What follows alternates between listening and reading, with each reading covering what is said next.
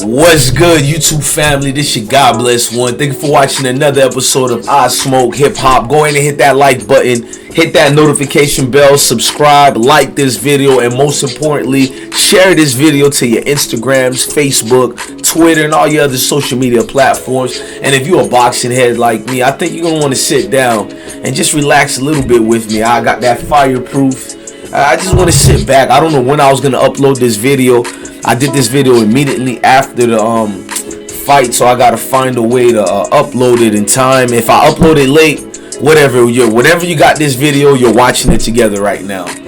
Congratulations to both fighters, Gervonta Davis and Leo Santa Cruz, because he's one of my favorite boxers as well. I like his journey, I like his story. I'm not gonna lie to you guys, I predicted Gervonta Davis to win this fight, but I predicted a 12-round decision.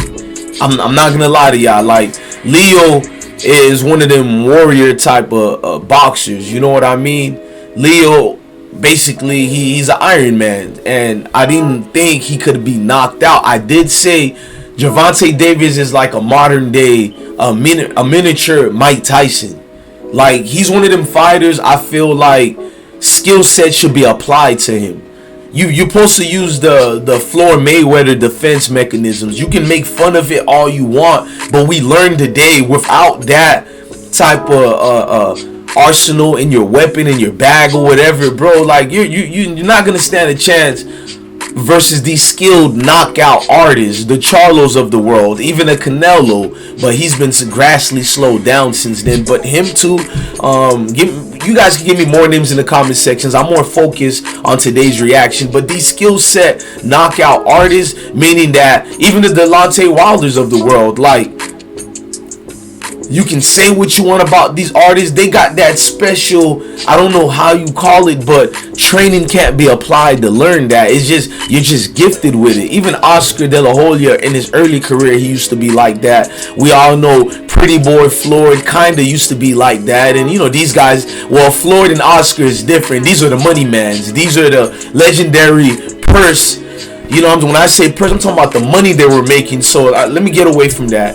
If you don't know, Gervonta Davis in the 6th round, 2 minute and 40th second, he knocked out Leo. And if you looked at the fight in its entirety, the first round, you had to give it to Leo. And I'm not just giving certain rounds to certain people because of slipping. Now, Gervonta Davis did slip. I think it was in the 2nd round he slipped. And when he slipped, people took that as a way of saying that, you know, it was a knocked out or whatever. But if you like boxing and you watch it, it does amplify who, like, if you're rooting for this fighter and his opponent falls or whatever, even if it was a slip, you're still gonna root the fighter you're rooting for. I would admit that I'm like that, even though I can see it's not really a knockdown or anything like that. But you had cases of I think it was during the 4th when Leo, he would switch his movement around, and I think Gervonta kind of caught him through the belt line, and I think a point was deducted. I know the referee Rafael made a stoppage. You know, Rafael Ramos, he made a stoppage, and when he did the stoppage, as far as the timeout break, I didn't pay attention if he took a point out or not. You know what I mean? Because when during the quarantine, you don't have the amount. Even though, respect to the fans, like, I was amazed Floyd could even get, and whoever the other promoters were too, besides PBC and Floyd, they could get that type of amount of fans in a room during the quarantine. Because I don't know if you guys been watching, you know, the UFC, and you seen what they're going through. You know, I don't like fans not being there in any sports. Like, I don't care what sports y'all love, from hockey all the way to the most roughest sports. I want to see some fans. That's the whole purpose of watching this. But none to say, great fan atmosphere. But if it was more than that, I think you would hear even more of a reaction to that stoppage, no matter who you're rooting for. You know what I'm saying? Because it was like an iffy situation. But I wasn't even mad at it. I think if you're one of the fighters involved, you're going to love a ref who can do that. Because that ref let them go blow for blow. I pause. That sounded crazy, yo. But he did. Like, he's one of them refs you got to give respect to. Because, like, he only was concerned for fighters, you know what I'm saying, not doing anything illegally. Other than that, he wasn't really being in the way like most refs always want to be seen. So much respect to Rafael Ramos, because you're always gonna get a good, you know, officiating out of him, man. Now back to back to the pay-per-view event in question. When you seen a knockout took place, I know how people like the casuals are gonna react. Oh, this Leo dude was a bum. Like, cause you heard Teo Fimo saying this. Teo supposed to say that. Teo wants the Devin Haney's of the world. He wants, you know what I'm saying, Tank. Gervonta Tank, that is, and I gotta respect that. Teo is one of my favorites too. Like, how you can't like the new young boxing generation that we got? Like, I feel like we're being spoiled right now, but the casuals don't notice. They're not looking at Devin and Gervonta and Teo when all of them are going at each other. It's just that golden warrior status. Like, these warriors really respect each other, but they're gonna call each other out. But these casuals take it as they turn it into a race BS.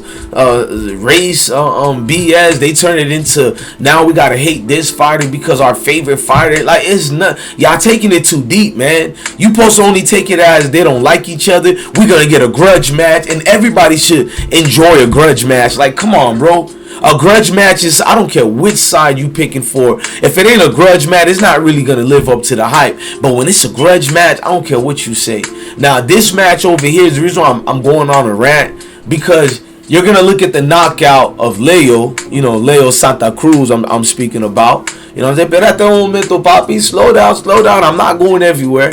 I brought all that other things up because the way the casual thinks, if somebody get knocked out, oh, he was a bum fighter, the fight was garbage. Look, Gervonta Tank Davis will tell you himself, anybody who gets hit with a punch like that, I don't care if you're Mike Tyson himself with that chin, anybody get hit with a punch like that, you're going down. Even Gervonta himself. Problem with the Leo and Tank situation when they're initiating in that 2 minute and 40 second in the 6th round was Santa Cruz was thinking we're going fist for fist, mitt for mitt, and I think Gervonta's skill kicked in because you seen his leg.